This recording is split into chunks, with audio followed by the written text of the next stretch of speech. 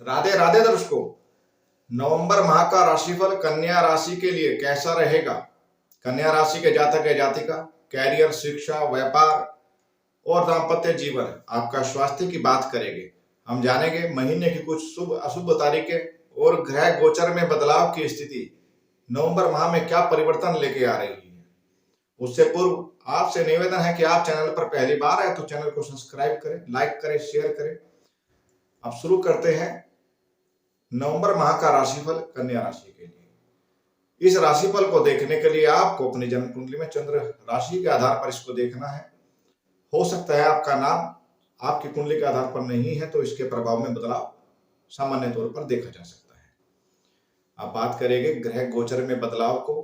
11 तारीख को शुक्रदेव राशि परिवर्तन करेंगे और यह वृश्चिक राशि में चले जाएंगे। मंगल देव भी राशि परिवर्तन करेंगे और यह वक्र अवस्था में वृषभ में चले जाएंगे। यानी यहाँ पर शुक्र मंगल का परिवर्तन राजयोग बनेगा जो कि शुभ स्थिति को दर्शाता है। इसके अलावा बुध देव राशि परिवर्तन करेंगे 13 नवंबर को और सूर्य देव राशि परिवर्तन करेंगे 16 नवंबर को, जहां पर 16 नवंबर से बुध आदित्य योग का निर्माण होगा। इनके तीसरे भाव में बनने वाला है। शनिदेव की स्थिति यथावत जारी है, मार्गी हो चुके थे। अब इस माह में देव गुरु बृहस्पति मार्गी हो गए जो इनके लिए विशेष इस समय की ढाल बनेंगे और इनको कामयाबी की तरफ लेके जाएंगे। इनके सप्तम भाव में 24 नवंबर से देवगुरु बृहस्पति मार्गी हो जाएंगे, स्वराशि के हैं। इनको शुभत्व की प्राप्ति होगी। हंस महापुरुष राजयोग का निर्माण हो रहा है। अब इनके शिक्षा के इस तरफ देखा जाए तो शिक्षा के स्थान के स्वामी शनि के पास में अधिकार है। कॉम्पिटिशन प्रतियोगिता परीक्षा के लिए अगर रुकावटें आ रही थी उसमें अब स्थिति बेहतर होगी। इनको जरूर लाभ प्राप्त होगा, थोड़ा समय जरूर लगेगा लेकिन लाभ के लिए शिक्षार्थियों के लिए बहुत उत्तम रहने वाला है। अब बात करते हैं प्रेम संबंध रिलेशन को लेकर के। थोड़ी सी मनमुटाव की स्थिति यहाँ पे दर्शाती है क्योंकि शनि विराजमान है तो थोड़ी थोड़ी बातों पर झगड़ा होना, विवाद होना, केवल इतनी ही स्थिति है। और व्यापारिक दृष्टिकोण से देखा जाए तो पद, प्रतिष्ठा और सम्मान की तरफ तो आपके राशि के स्वामी अभी धन भाव में है। 13 तारीख तक स्थिति बेहद अच्छी है। बुध की स्थिति आपको लाभ देने वाली है। उसके बाद में थोड़ी सी संघर्ष की स्थिति आ जाएगी।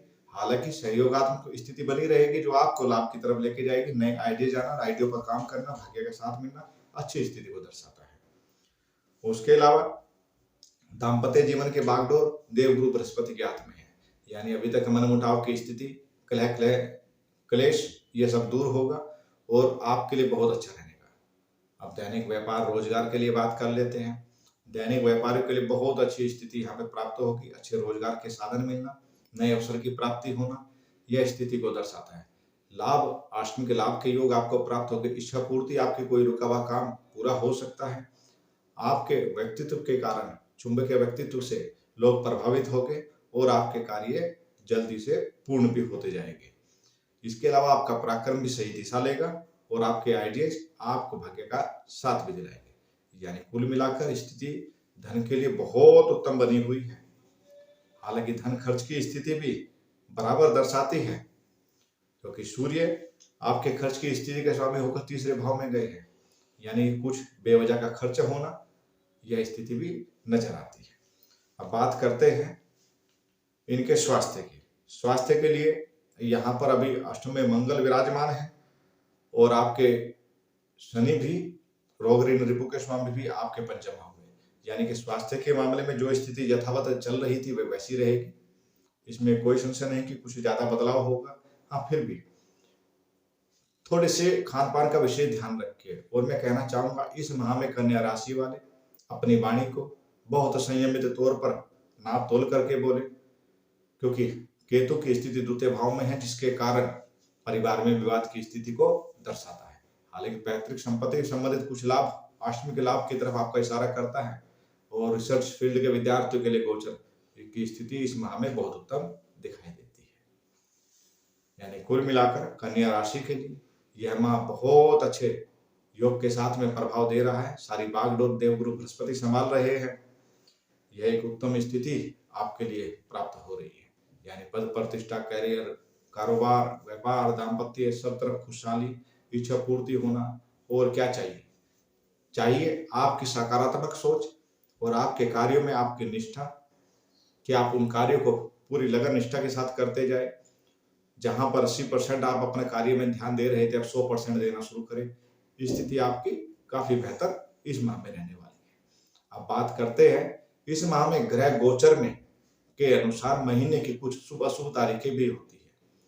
जैसे चंद्रमा की स्थिति चौथे 8वें और 12वें में होना कई बार व्यक्ति को मानसिक तौर से डिस्टर्ब कर देती है, कुछ नुकसान हो जाता है या कुछ यात्राएं बेवजह या नुकसानदायक साबित हो जाती है। चिंता का माहौल मन में बना रहता है। ऐसे ही महीने की कुछ शुभ तारीखें भी रहती है। चलिए शुरू करते हैं 1 तारीख से लेकर इस माह की 1-2 तारीख आपके लिए बौद्धिक क्षमता के लिए, प्रेमी वर्ग के लिए अच्छी है। शिक्षार्थियों के लिए उत्तम रिजल्ट देने वाली है। कॉम्पिटिशन प्रतियोगिता परीक्षा उत्तम रहेगी। 3-4 तारीख बेवजह वाद विवाद से दूर रहे, वाद विवाद की संभावना को दर्शाती है। रोग चोट की संभावनाएं भी दर्शाती है। 5-6 तारीख दैनिक रोजगार के लिए उत्तम स्थिति को दर्शाती है। गज केसरी योग का निर्माण है तो कुछ नए अवसर भी प्राप्त होंगे और दाम्पत्य में खुशहाली आएगी। 7-8 तारीख यात्रा करने से बचाव करें, कुछ नुकसान की संभावनाएं, दुर्घटना की संभावनाएं दर्शाती है। स्वास्थ्य के प्रति लापरवाही ना करें।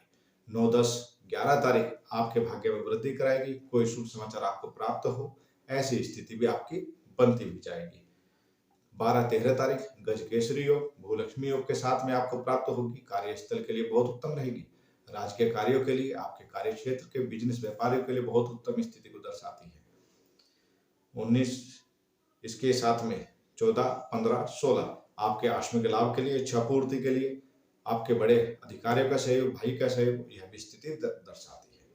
17-18 तारीख धन हानि या खर्च की स्थिति या अस्पताल या दवाइयों पर खर्च होने की संभावनाएं दर्शाती है या धन का नुकसान होना, यह स्थिति भी दर्शाती है। इसलिए बड़ा इन्वेस्टमेंट करने से पहले इन तारीखों का ध्यान रखें।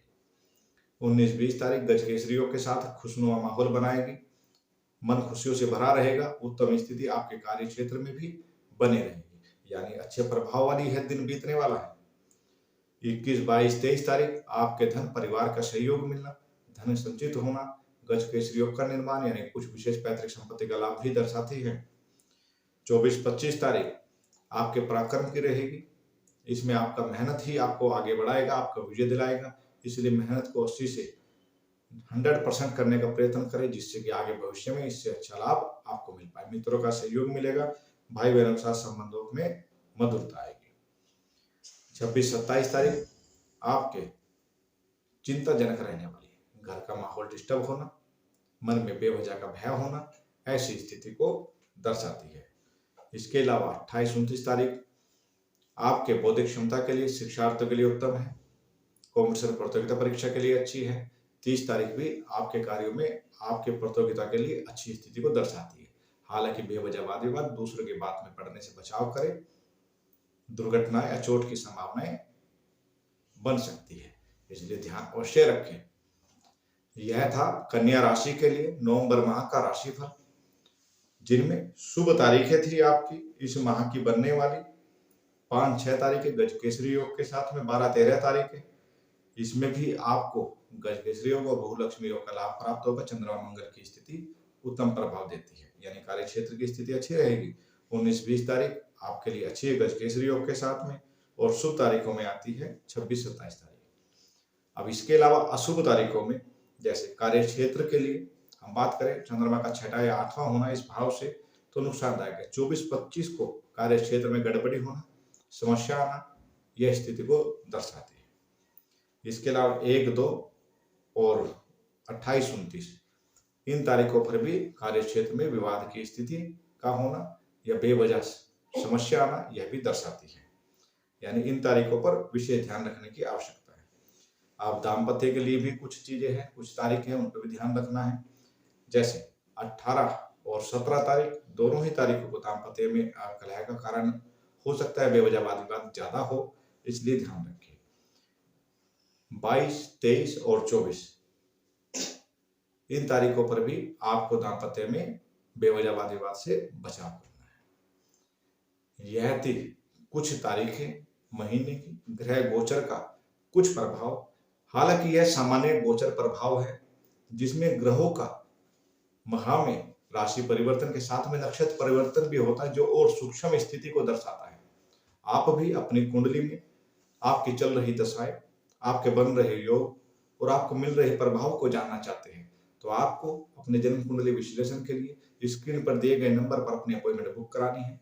हस्तरेखा का विश्लेषण भी आप हमसे करा सकते हैं, और वास्तु का भी आप स्थिति को ठीक कराना चाहते हैं, उसके लिए भी यही नंबर आपके काम आएंगे। आज के लिए इतना ही प्रिय दर्शकों। आप चैनल पर पहली बार है तो चैनल को सब्सक्राइब करें, लाइक करें, शेयर करें, अपने इस परिवार को और बड़ा करें। मैं आगे ऐसे ही आपको सावधान और सचेत करता रहूंगा, और शुभ तारीखों के जरिए आप अपने कार्य क्षेत्र में विशेष मेहनत करके लाभ अवश्य प्राप्त करेंगे। यानी फेस्टिवल लाइफ एस्ट्रो ज्योतिष जीवन में त्योहार लाता है प्रतिदिन, इसी उद्देश्य से यह चैनल शुरू किया गया है। मैं आचार्य आशीष जी, आज के लिए इतना ही। राधे राधे।